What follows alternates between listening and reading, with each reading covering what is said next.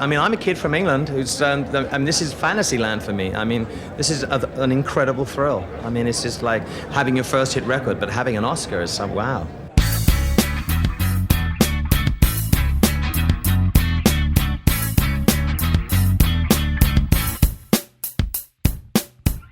Elton John's unique blend of pop and rock styles turned him into one of the biggest music icons of the 20th century. He was inducted into the Rock and Roll Hall of Fame in 1994 and knighted in 1998.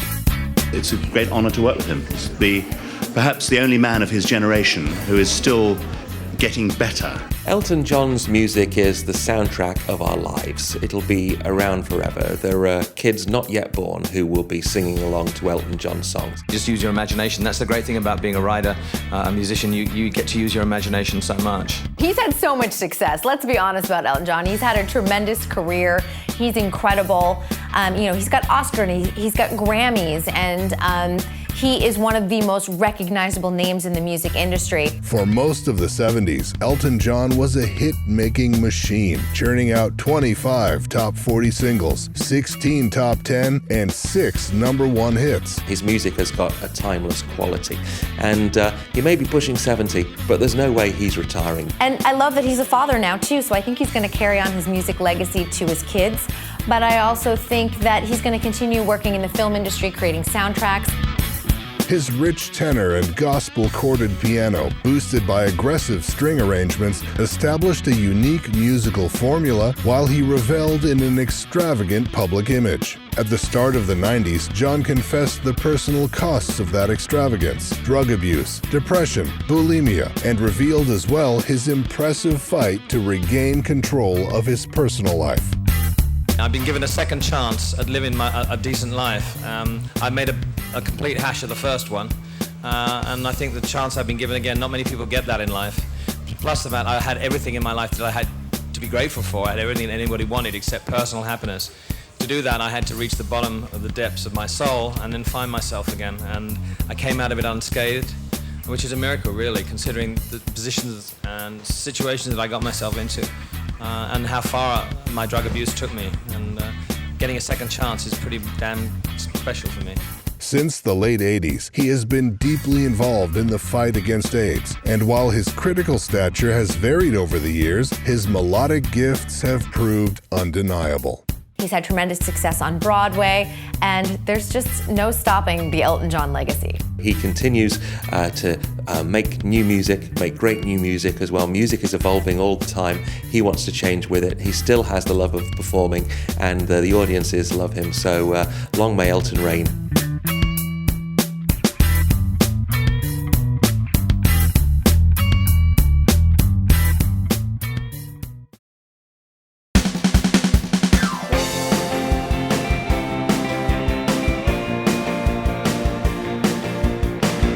Sir Elton John is one of the most highly acclaimed and successful solo artists of all time. He has received 37 gold and 27 multi-platinum albums, has sold more than 250 million records worldwide, and holds the record for the biggest selling single of all time. Over the 5 decades since his career began in 1969, he has played more than 3,500 concerts in over 80 countries, and at the 2013 Men of the Year GQ Awards, he was presented with the Genius Award.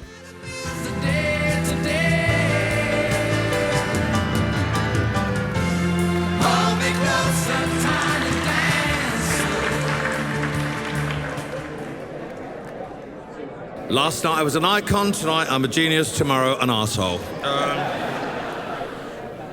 Wilko Johnson is a hero of mine. I remember seeing Dr. Feelgood so many times, and I want to say something about him tonight. I've said all I can about myself without getting into more trouble. There's a band that you heard earlier called The Stripes. They idolized Dr. Feelgood and Wilko. And a couple of weeks ago, I said to them, you have to meet this man, because it's like passing on the baton. It's very important that you should meet the people that you really love. And so we organized a secret gig at Canvey Island, which sold out in about 2 minutes. And they played, and Wilco came down and met them and made their lives by saying hello, and he actually came on stage and played with them and spent a lot of time with them. That, to a young band, to someone who, they're only 16 and 17-year-old boys from Ireland, kind of validates what they do. It's so important to do that. But for this man to take time out, and we all know his personal story at the moment, and the beauty of what he's going through, and telling that he's too busy living life to think about dying. And for him to do that, to go and meet these boys who loved him so much, just shows you the beauty of music and what it can do. And no matter who you love and who you don't love, that's what music does to us all. And I can't thank you enough for that. It's just, you know, if I could give you this award, I will. You can have that.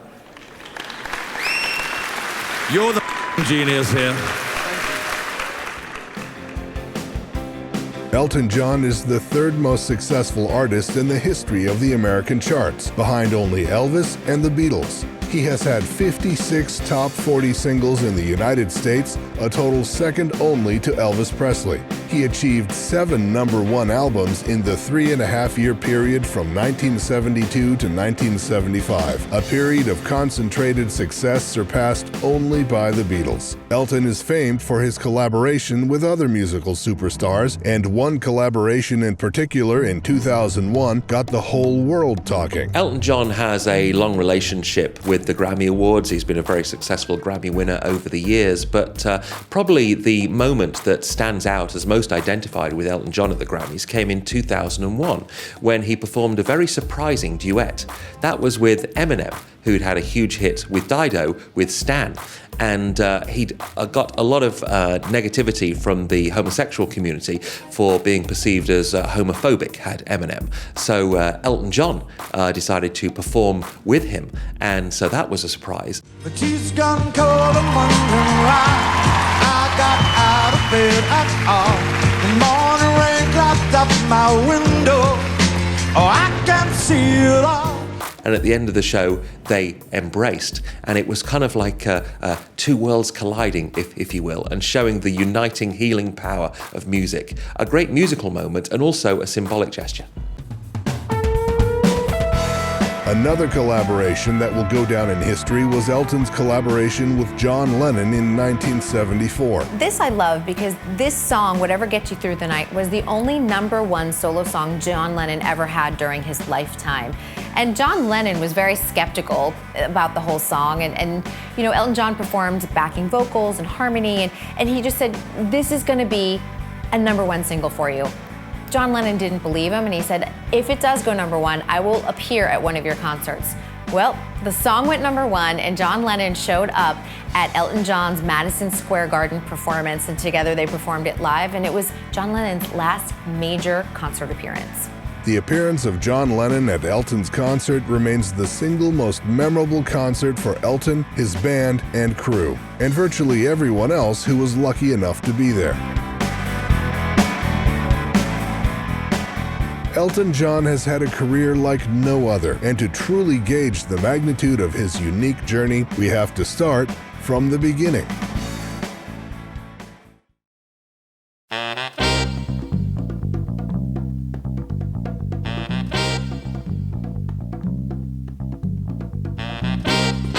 Singer, songwriter, composer, and icon Elton John was born Reginald Kenneth Dwight on March 25th, 1947 in Middlesex, England. From a very early age, it was clear he had a real passion for music, and much to his family's surprise, he taught himself to play the piano when he was just 4 years old.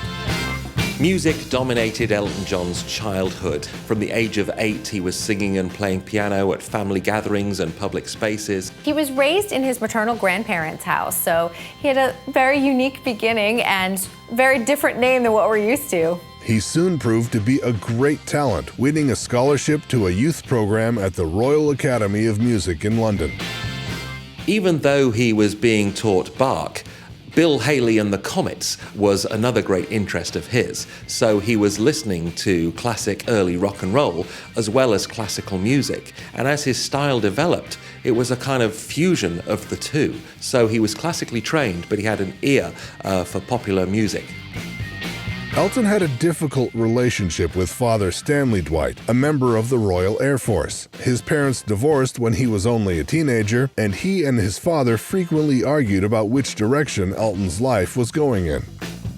Elton is such a colorful personality, but he was raised in a very conservative household, and his dad wanted him to go into something stable, like banking. Like a lot of kids, Elton rebelled against his father, and the reason that he started wearing eccentric outfits on stage, later dressing up as everything from Donald Duck to the Statue of Liberty, was, I think, traced back to the fact that his father insisted he always dress neat and sensibly at all times. Captivated by the early sounds of rock and roll, Elton wanted to pursue a career in pop music, and as a result, dropped out of school at the age of 17 to pursue his dream, much to his father's dismay. He started playing with a group called Bluesology, and he patched his stage name together from the names of two members of the group. Elton John is fantastic as a name. Now, the John came from Long John Baldry, a musician that he admired and was backing with his band Bluesology. And the Elton came from the first name of the saxophonist in his group, Bluesology, Elton Dean. And so Elton John, a name that was meant to be famous. You know, they played around the area, and Elton sort of flip-flopped between playing solo and playing with Bluesology. But, you know, in the late 60s, they really started to hit their stride, and they were one of the big bands that would back up people like the Isley Brothers and Patti LaBelle, so they did have some success. They were really good. He wasn't the only super talented musician in it, so they quickly came to the attention of the industry and eventually did lots of shows, including 16 gigs at the iconic Marquee Club in London. So Elton was very much dipping his toe in the musical big time.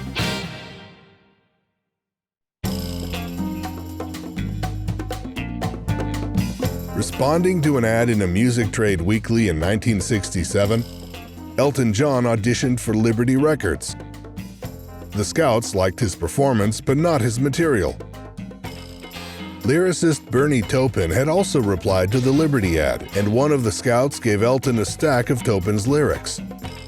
6 months later, the two met and started writing together. John and Taupin took their songs to music publisher Dick James, who hired them as house writers for £10 a week. It's funny, isn't it, how some of the great partnerships in show business come together and you think, oh, what if this hadn't happened? You know, it was such a 1,000,000 to 1 chance how they met. But it's become one of the most successful partnerships in the music industry to this day. Elton John and Bernie Taupin would prove to be a formidable musical team. Taupin would write lyrics and deliver a bundle to Elton every few weeks. Without changing a word and only rarely consulting Taupin, John would fit tunes to the phrases. For nearly 2 years, they wrote easy-listening tunes for Dick James to peddle to singers. On the side, John recorded current hits for budget labels like Music for Pleasure and Marble Arch.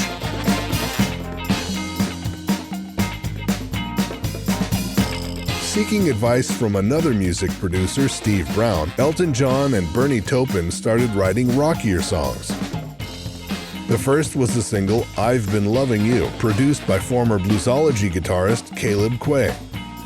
In 1969, with Quaye, drummer Roger Pope, and bassist Thomas Murray, John recorded another single, Lady Samantha, and an album, Empty Sky. The records didn't sell, and John and Taupin enlisted Gus Dudgeon to produce a follow-up album. The self-titled album, Elton John, established the formula for subsequent albums, gospel-chorded rockers and poignant ballads. This is where he reached massive proportions, because this is where you're talking about your song, and this was a global hit, US, Australia, Canada, the UK, and it went platinum in the US, and it really established him as a solo artist. Your Song, which charted at number 7 in the UK charts, was a big hit in America and around the world, and remains a favourite today, and a personal favourite. This one's for you, Elton.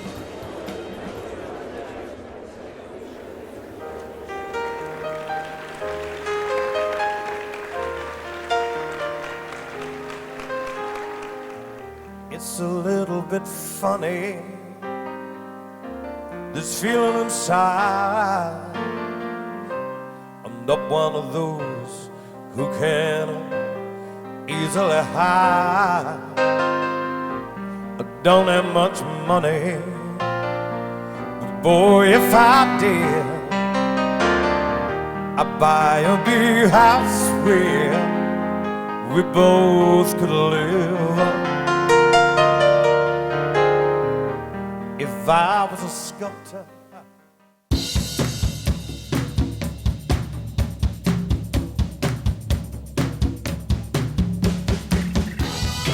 MCA Records released the self-titled album, and John made his historical American debut at the Troubadour in LA in August 1970.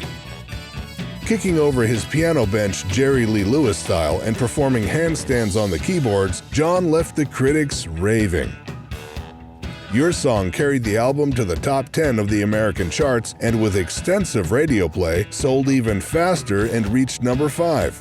By the middle of 1971, 2 more albums had been released, a live set taped from a New York radio broadcast in November 1970, and the soundtrack to the film Friends, written 3 years before.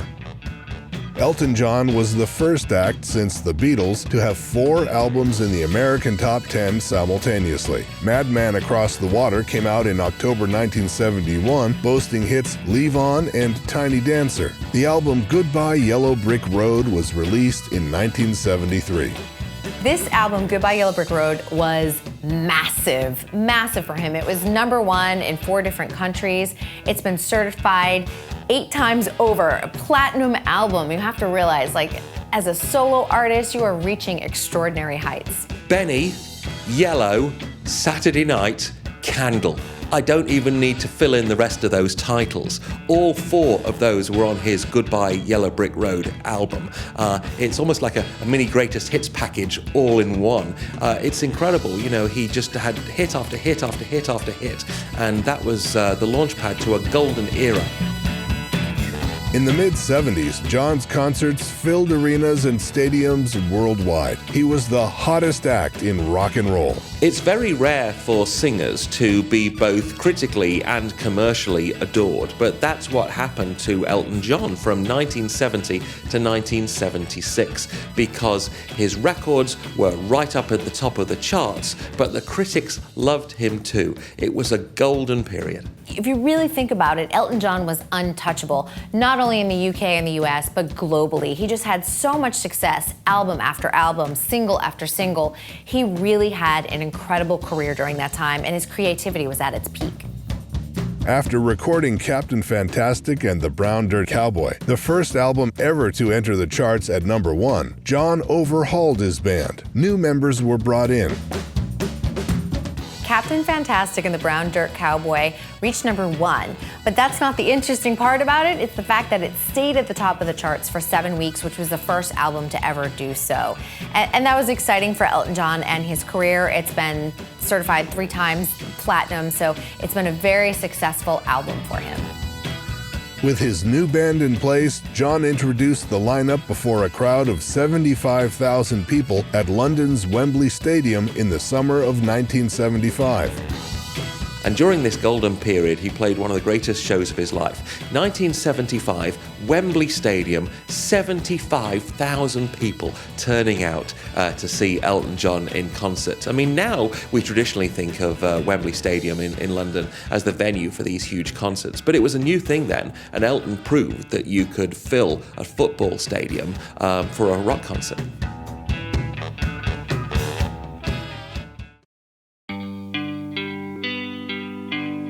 After the monumental gig at Wembley Stadium, Elton John's frenetic recording pace began to slow down, and he performed less often.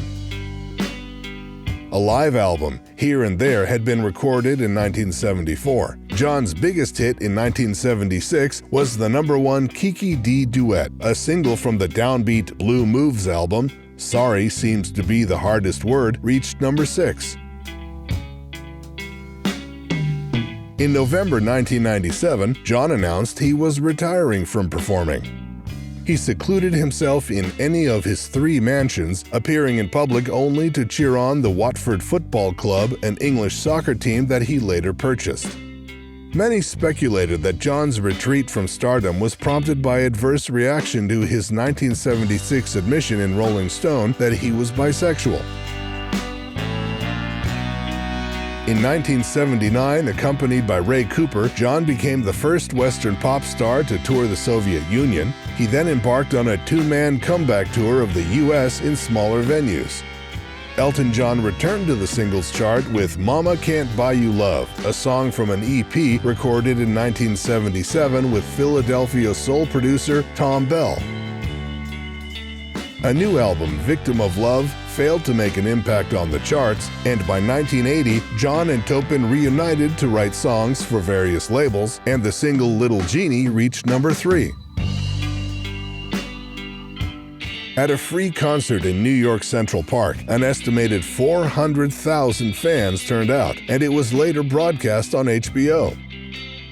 John had signed a new recording contract. His second, Geffen LP, Jump Up, contained Empty Garden, Hey Hey Johnny, his tribute to John Lennon, which he performed at his sold-out Madison Square Garden show in August 1982. Yoko Ono and Sean Ono Lennon, Elton John's godchild, joined him on the stage. In 1983, Elton recorded a version of I Guess That's Why They Call It the Blues, featuring Stevie Wonder on harmonica. Elton had his biggest hit since 1980, and while his latest music couldn't match his 70s success, he would continue to place in the top 10 throughout the 80s.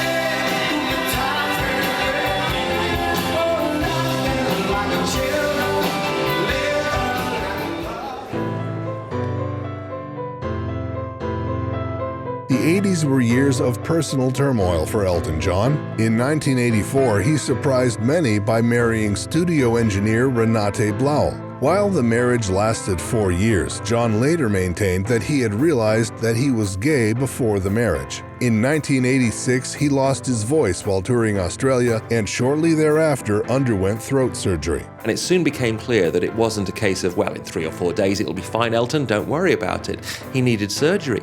He had to have non-cancerous polyps removed from his vocal cords. This is a common injury for musicians, but it did take him out of commission for 2 months. And after the surgery, which was successful, his voice was changed forever as a result, going from a tenor to a baritone, but still in great voice as he continues to be to this day. But, that surgery was very helpful at the time, and, it kept him on the road for many more years.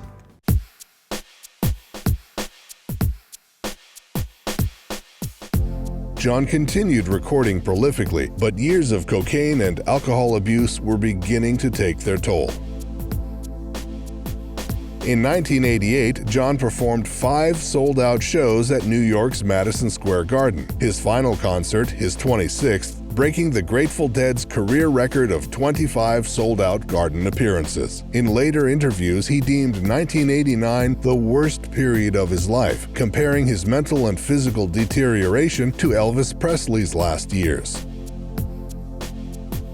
Around that time, he was deeply affected by the plight of Ryan White, an Indiana teenager with AIDS. Along with Michael Jackson, John befriended and supported the boy and his family until White's death in 1990. Confronted by his then lover, John checked into a Chicago hospital in 1990 to combat his drug abuse, alcoholism, and bulimia. In recovery, he lost weight and underwent hair replacement and subsequently took up residence in Atlanta, Georgia. I've been given a second chance at living a decent life. I made a complete hash of the first one, and I think the chance I've been given again, not many people get that in life. Plus the fact I had everything in my life that I had to be grateful for. I had everything that anybody wanted except personal happiness. To do that, I had to reach the bottom of the depths of my soul and then find myself again. And I came out of it unscathed, which is a miracle, really, considering the positions and situations that I got myself into and how far my drug abuse took me. And getting a second chance is pretty damn special for me. Because when you're a drug addict, you're so irresponsible. You don't turn up for anything. You cancel things like that. You're just not a rational human being. You know, the more sober I get and the more comfortable within my own skin, I think addiction is about running away from all the stuff that I suffered as a kid, and you know, and I just ran away from it and buried myself in a Coke spoon or food or whatever. And now I'm comfortable. I don't mind. I'm proud of who I am. I don't think it's a big deal for someone in the entertainment business, really. It's a big deal for someone who lives in a small town. But it's not a big deal, I don't think, if you're an artistic person. A lot of artistic people are gay. Come on. Hey. Am I in love right now? Very much in love. Yes, I am. Am I excited about the Grammys? I've never been to the Grammys. I've never had a Grammy. I won one for Best Group with Stevie Wonder. So, yes, it's very nice. Everything seems to be happening at the moment for me. So, who am I in love with? That's my personal life. The thing that makes me happy now is that I've said it before, that I think I'm a reliable human being, that I turn up on time, that I have a conscience, that my family can speak to me when I'm actually compos mentis. Aside from the work things in my life that are fabulous, my own personal life has sorted itself out, and that makes me happier than anything. In 1992, he established the Elton John AIDS Foundation, intending to direct 90% of the funds it raised to direct care and 10% to AIDS prevention education. He also announced his intention to donate all future royalties from sales of his singles in the US and the UK to AIDS research. Well, I'm a gay man. I had a lot of friends that were dying. I'd lost a lot of people. And other people like Elizabeth Taylor inspired me to do so, and, you know, it seemed the thing to do. I wish I'd have spoken out a little bit more. I didn't have the courage to act up or something like that. And the outrage and the needed anger that was, that they unfortunately had to vent upon the nation. But I don't know, it affected me very deeply. Being sober and clean for me means that I can turn up and be hands-on, and run things properly and be able, I have plenty of time on my hand now. Instead of sitting in my room putting Coke up my nose, I can sit on a board and talk about how we can help somebody. And that for me means much more. You spent so much time dedicated to the fight against AIDS and raise awareness. Do you ever have any fear that it might become so mundane or so overdone? Yeah, I mean, there is a danger that we might become so complacent because you get numb. I mean, I lose friends now and I'm numb. I don't even cry. Because it's just a regular occurrence, and there is a danger that you can become complacent. But I think what everybody said on stage tonight in the speeches, with maybe the change in government that may happen here, complacency is not going to be a thing. I think people are going to be having to go back to the trenches again.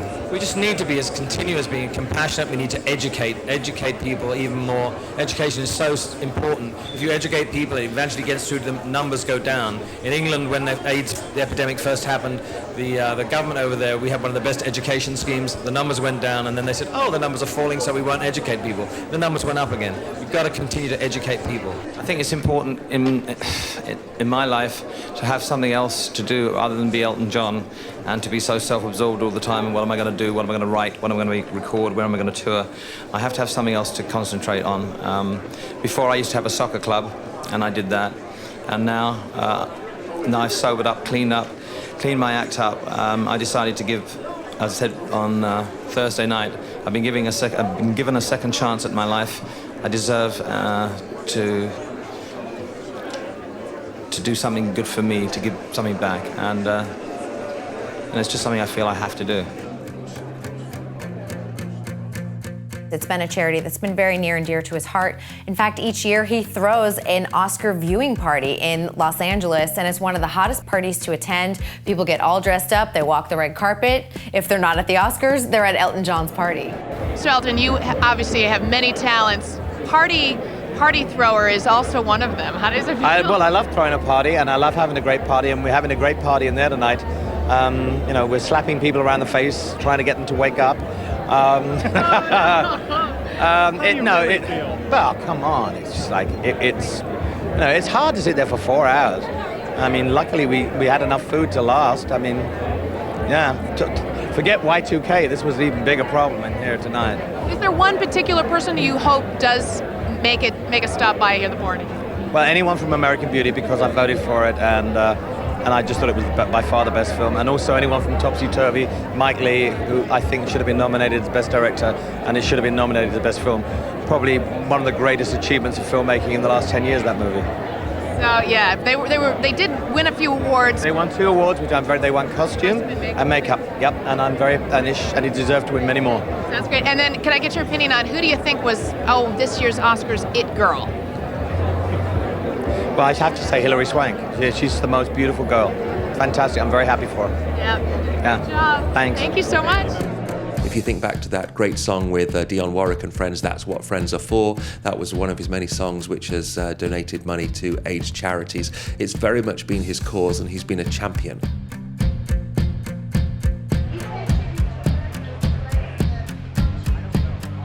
Yeah.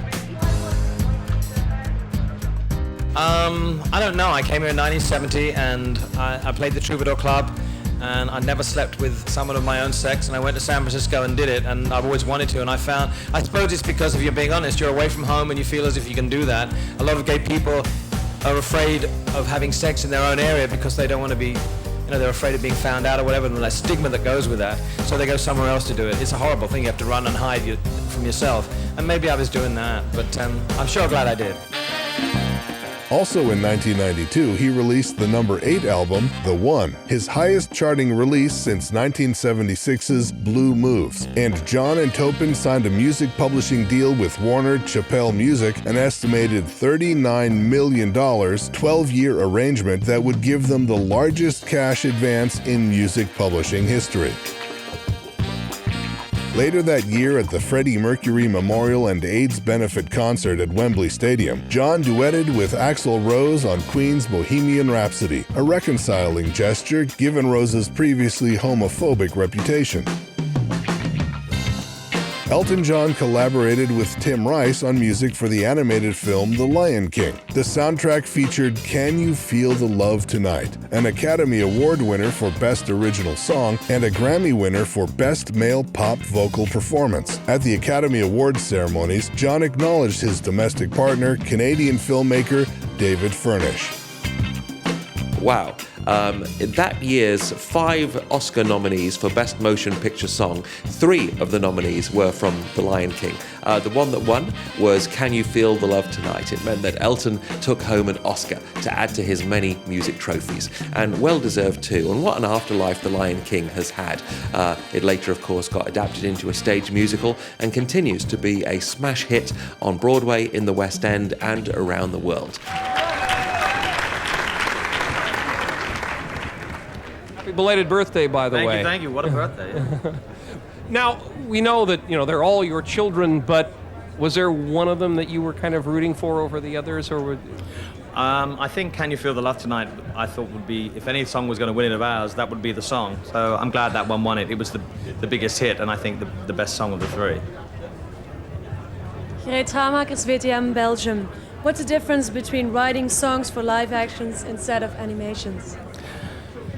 For live action, or what? Well, we hadn't written together for live action films, but in my case, having written some stuff for the stage in the past, there really is no difference. If you write for a Argentine dictator's wife or a flatulent warthog, you still have to make the character has to be believable. So, I mean, you have to imagine that the character you're writing for is real, and so it's the same, really. I must admit, when I was writing songs for Warthog, I thought, my God, what does my life come to? I didn't know about that. Elton, is it tougher writing songs for hire as opposed to writing songs that are just sort of floating through the breezes of your mind? Actually, it isn't. I mean, because I don't write very often, and I write maybe once a year.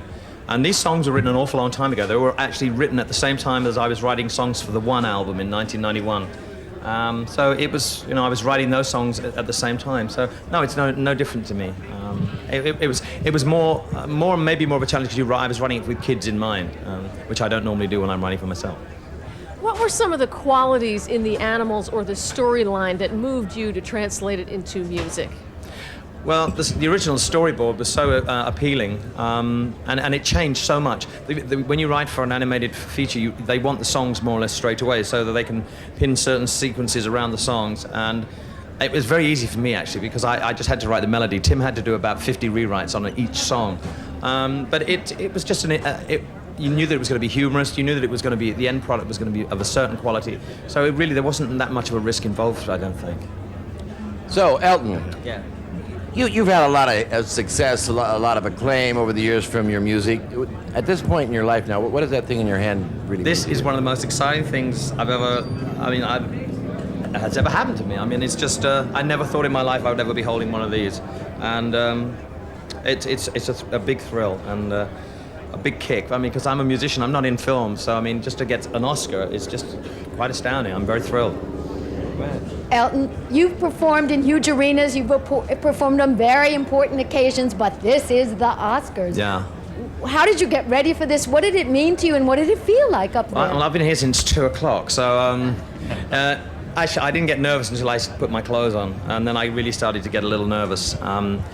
It's going to be seen by a billion people, and I don't care what you say when you're up there singing, you get I was shaking a little, and I just wanted to sing the song without making a mistake. I never get nervous, I take my clothes off.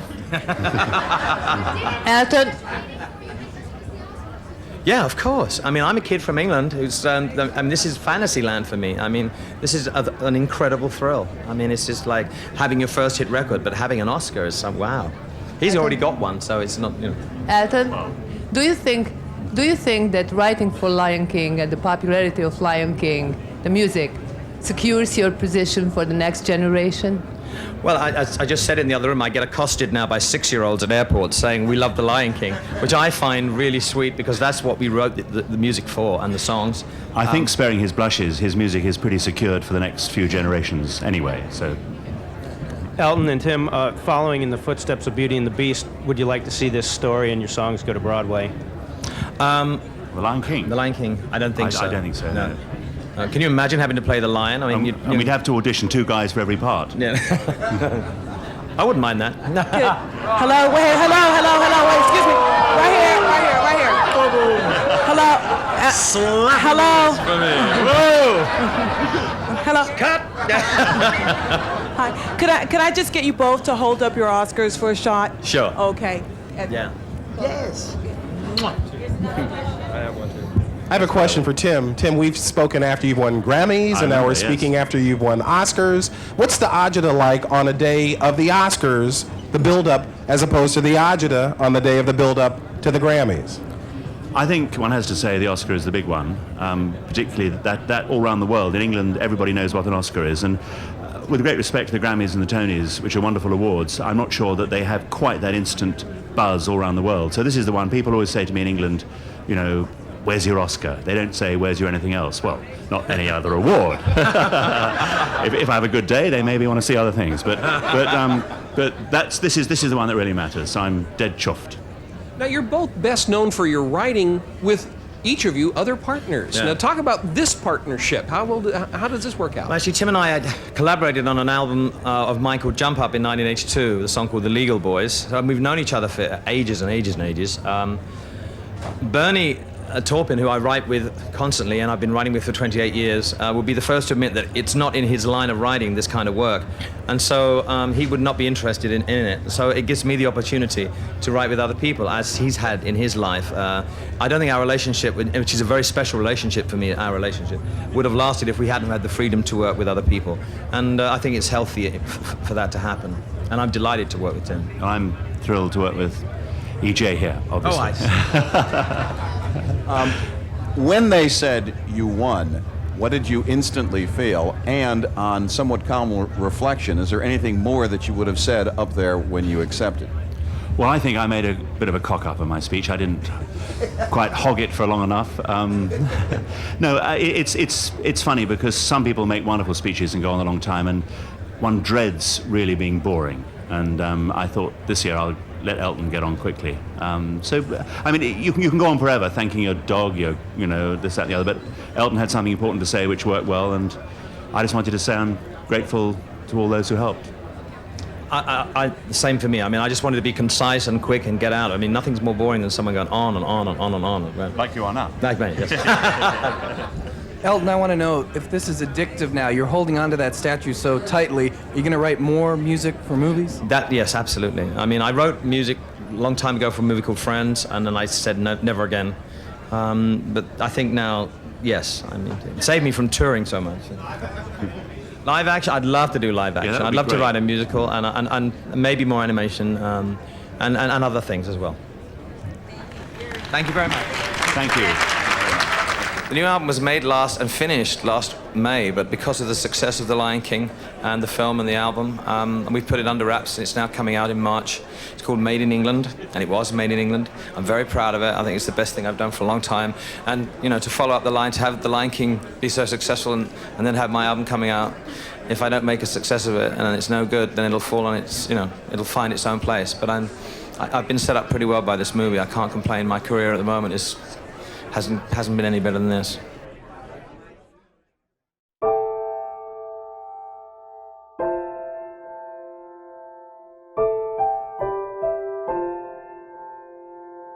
The year 1997 was significant for John both personally and professionally. He lost two close friends, designer Gianni Versace and Princess Diana. We have reports from Paris that Diana, Princess of Wales, has been killed in a car accident and that her partner, Dodi Fayed, has also been killed. They were apparently being pursued by paparazzi on two motorcycles. We have some of the latest pictures from the scene. This was the car that Diana, Dodi Fayed were traveling in. Clearly a horrendous impact. There's one of the airbags clearly visible in the front end of the car. The reports are that Diana has been killed. Dodi Fayed also died, as did the driver of the car. Upon Diana's death, Bernie Taupin reworked the lyrics of Candle in the Wind, a song originally written about Marilyn Monroe in 1973. The resulting tribute, Candle in the Wind 1997, easily became the all-time highest certified single, with U.S. sales of 11 million in the first month. All proceeds were donated to the Diana, Princess of Wales Memorial Fund. So it was a year of a lot of emotional blows to him. And, you know, near and dear to him really was Lady Diana. They had been longtime friends. And, you know, I think that they always felt like outsiders. So they had a lot in common. So losing her was really tough on him. He debuted the song for the first time at Westminster Abbey, and it is the emotional high point moment of that funeral. It was released as a single and became the fastest selling single in the history of the world. Such was Elton's ability to capture the emotions of the world that song gave an outlet to everybody on the planet who was suffering grief, like he was, for the loss of Diana. His emotion came through in every single bit of the song, and that's why it was so authentic, so genuine, and was such a great record and a wonderful tribute. And your footsteps will always fall here along England's greenest hills. Your candles burned out long before your legend ever will.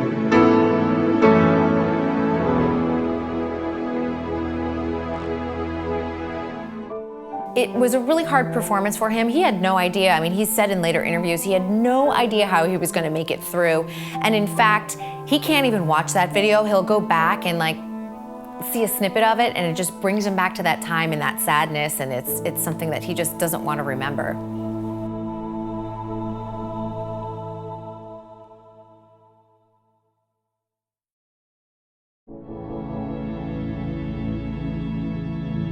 Also in 1997, vestiges of the flamboyant Elton resurfaced as he threw a 50th birthday party for 500 friends. Dressed typically extravagant, the outfit cost more than $80,000. In 1999, John had a pacemaker installed to overcome a minor heart problem. Also that year, he collaborated again with Tim Rice, this time on a Broadway musical version of Verdi's opera, Aida. The pair also collaborated on a DreamWorks animation feature, The Road to El Dorado. Well, Hans is one of the best arrangers and scorers there are. I mean, I've worked with him on The Lion King. We became very good friends. I've known Hans for a very long time, and when he was on this project, I felt very relieved because you know that you're in very good hands and that your songs that you write will be arranged for the screen, and he will take the utmost care and interpret them better than anyone else can, probably. So I love working with Hans.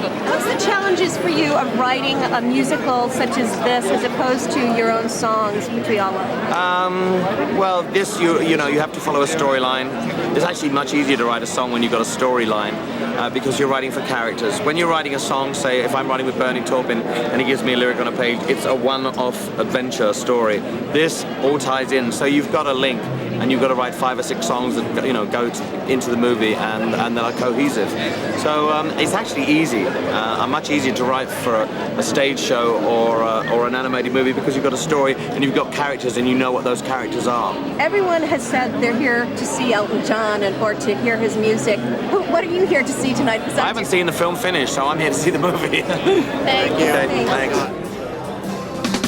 The 2000s witnessed something of an Elton renaissance. With the 2001 album Songs from the West Coast, he sat down at the piano and made an old-fashioned Elton John album. And the result was his best platter since Rock of the Westies. The album Peachtree Road played like a sequel to Songs from the West Coast, with Elton and Bernie Taupin turning in some of their most personal songs ever, as well as ballads like They Call Her the Cat, about a post-op transsexual woman. Billed as the official follow-up to Captain Fantastic and the Brown Dirt Cowboy, The Captain and the Kid was an autobiographical concept album about Elton and Taupin's lives since the 70s, rocking out with red-blooded fervor on hot ones like Just Like Noah's Ark.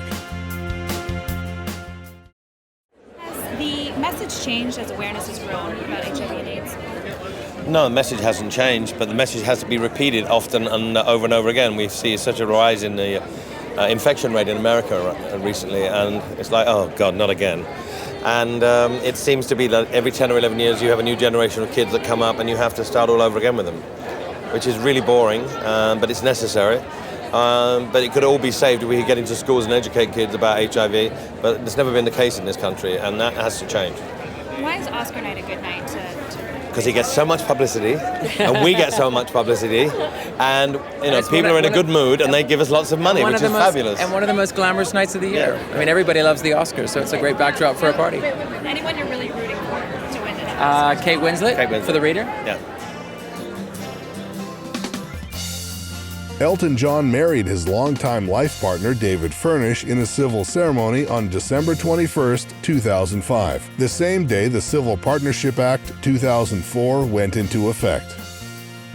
I've met Tab before, but it's great that he's coming. Axl Rose is coming, Beck's coming, and a lot of good friends that have been here every year. Now, you've done this party for 14 years. Do you have a favorite part of all that time? I think one year we were in a booth with Bruce Springsteen, Nicolas Cage, Jim Carrey, Emma Thompson, and Prince in a 6-seater booth. That was pretty amazing. And what is the most special thing about the foundation tonight? I think that we're raising so much money. Hopefully we'll net $2.5 million, which is $1.5 million more than we've ever done before. And each year we try and raise more money for people who need it and have a good time in the process. I think it's a wonderful thing you do. Thank you so much. How do you decide on who's going to be the performer of the night? Oh, John Legend is the performer tonight, and I'm just going to sing a couple of songs with him. How do you decide? How do you choose? Oh, You sing every year? No, I choose them every year, and I like to choose people who've just come up, or we started with Nelly Furtado, and I think we went to Ryan Adams. We've had Joss Stone, we've had John Mayer, we've had the Scissor Sisters, and now we've got John Legend. So, all these people have made like one or two albums, and they're fairly new, and I love their music. So if I like them, I ask them to do it, and they do it. I'm very happy. How are you going to keep your energy up for the whole night? Oh, it'd be fine. Adrenaline. Be fine, adrenaline. And caffeine. Yeah, Diet Coke and adrenaline. There you go. Thank you, sir. Continuing his musical adventure into the film world, Elton contributed to the soundtrack of the animated film Romeo and Juliet. The biggest challenge on this project in particular? Getting it done. It took 11 years. It was greenlit 11 years ago. It's had so many different lives. It's been given the death sentence a couple of times when we've had to resuscitate it. My job as executive producer is to ring the head of the studio at Walt Disney and say, you're wrong, we've got to sit down and talk about this. And finally, when Dick Cook became chairman of the studio, he said, I love this project, we've never done it right, you go away, make the film you want to do, but I want Elton John classic music in it. I said, you've got a bargain. We did the film in Canada away from Disney, and it worked really, really well because it's a British film and they didn't really know what to do with it.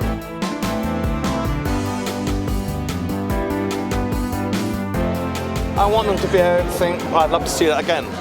I've seen it 3 times, and it gets better every time I see it. And it's got a great message for kids, and also it's very funny. Artistically, it looks wonderful, and it's a great story. It's one of the most famous stories with a kind of happier ending than the original, which we took poetic license. We didn't want the kids crying as they came out. But I think it's a very uniquely British film. And I think the animation is phenomenal, and I think it stands up to anything that's out there at the moment. I mean, the high point of animation is Pixar films. Obviously, that's within the Disney studio, and we've made a film that I think could qualify nearly as a Pixar film. So, Shakespeare, gnomes, and one of the most amazing cast brought together at all. How much fun was it being involved with all of that? It was great fun. It was really, really wonderful. The cast were amazing. Everybody was so enthusiastic about it. Working with Elton's music, Lady Gaga, Nelly Furtado, it doesn't get much better than that. And did you have a favourite character from it that you took away? I love the frog. Nanette. Yeah. You're doomed. It's doomed. I love Ozzy Osbourne for me. Amazing. Yeah, I know. Yeah. Ozzy is fun. It's pretty funny. Ozzy's pretty brilliant. All the characters in it are pretty damn good. And are you guys fans of gnomes? Do you have them at home at all? Or? We have a kind of mooning gnome in France. And now the gnomes in the house in London. We have gnomes in the house in London. Yeah, we're collecting them. Thanks so much. Thanks very much.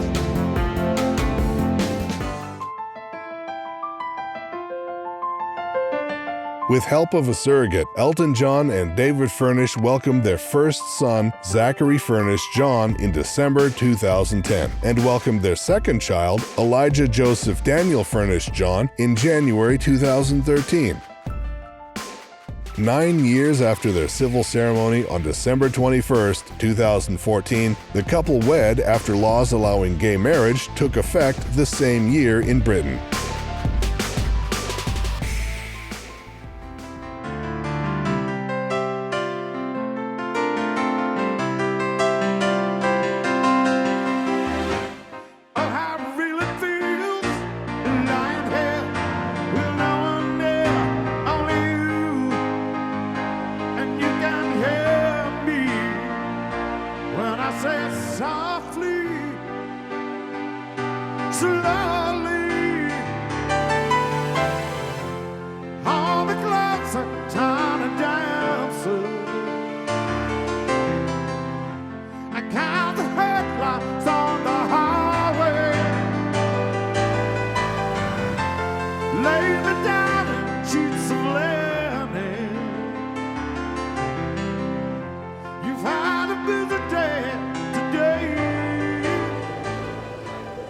Yeah, I can't believe it's our 22nd year. We always say that every year.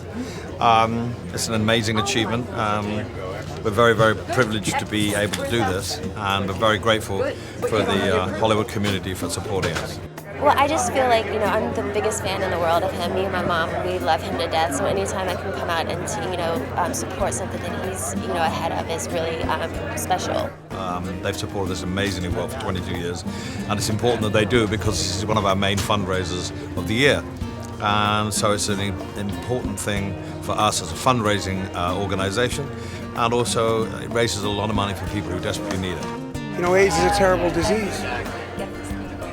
And I just love Elton so much that, once you put those two together and I saw what he was doing for the foundation and what he does nonstop for them, I thought I'd love to come to the party and be a piece of it. So gave the house away last year and made $1 million. And so I figured I'd do it again. It's my happy place. I love it there and makes my heart feel good.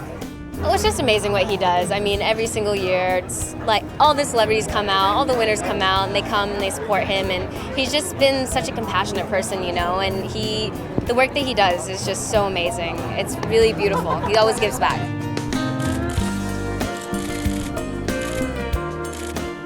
Because it's not about being a celebrity when you're here.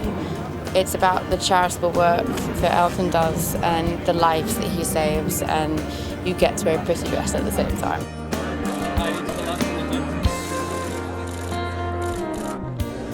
I love Elton John, and I'm honored that he asks me every year to come to his big event. He raises so much money to help people that are living with AIDS right now and HIV, and I think it's amazing what he does. So I always love coming to support him and be part of the party and talk about it so that, we all raise more money to help him help other people. I've been doing this, if I'm in LA, I do this with Elton. Elton's been an old friend and we worked on a lot of AIDS committees together, so this is a great cause and why not? I only really like a couple of films this year. My favourite film was Dallas Buyers Club, and that was the best performance by 100 miles. I agree. And then I know you guys always have a performance night. Who can people look forward to see take the stage? Ed Sheeran. Ed Sheeran, yeah. Yeah, it's been amazing. Yeah. It's been fantastic. Yeah, so I've had an involvement in his career because I own the company that manages him, so he's been a protege for a long time. I'm so proud of him, and he's going to knock people sideways today. Thank you very much. Enjoy. Thanks. In terms of sales and lasting popularity, Elton John was the biggest pop superstar of the early 70s. His versatility, combined with his effortless melodic skills, dynamic charisma, and flamboyant stage shows, made him an icon, and he has cemented his place in music history. Elton John's music is the soundtrack of our lives. It'll be around forever. There are kids not yet born who will be singing along to Elton John songs. That's a fantastic achievement. His music has got a timeless quality. It's a great honour to work with him. It's perhaps the only man of his generation who is still getting better. I mean, all the other great stars who came up in the 60s and 70s have maybe a little bit plateaued out. But Elton is, I've just heard his new album, it is... Steady on, old boy. No, that's enough, right. Steady on. He's had so much success. Let's be honest about Elton John. He's had a tremendous career. He's incredible. He's got Oscar and he's got Grammys, and he is one of the most recognizable names in the music industry. And I love that he's a father now too, so I think he's going to carry on his music legacy to his kids. But I also think that he's going to continue working in the film industry, creating soundtracks. He's had tremendous success on Broadway, and there's just no stopping the Elton John legacy. He may be pushing 70, but there's no way he's retiring. He continues to make new music, make great new music as well. Music is evolving all the time. He wants to change with it. He still has the love of performing, and the audiences love him. So long may Elton reign. What I do is, I'm very lucky to be able to do what I do. And I just have a lot of energy, and I love music. It's always been my life as a kid. So you should always aspire to get better. Sometimes it don't work, but I feel as if I'm getting better.